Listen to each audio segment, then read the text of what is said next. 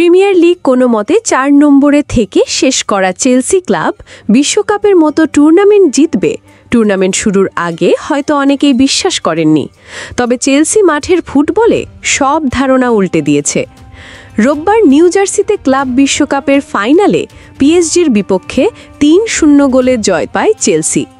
ম্যাচে ২ গোল করেন কোল পামার এবং নতুন সাইনিং জোয়াও পেদ্রো একটি গোল করে এনজো মারেস্কার দলের ট্রফি নিশ্চিত করেন।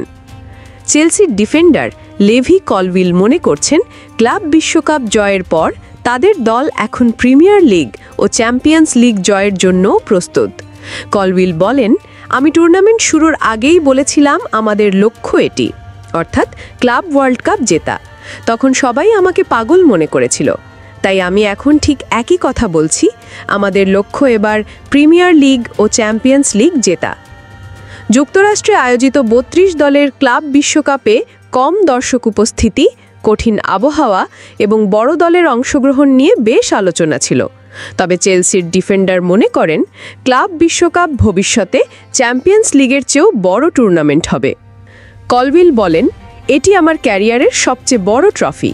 আমি মনে করি ক্লাব বিশ্বকাপ একসময় চ্যাম্পিয়ন্স লিগের চেয়েও বড় হবে এবং আমরাই প্রথম দল যারা এটি জিতেছে।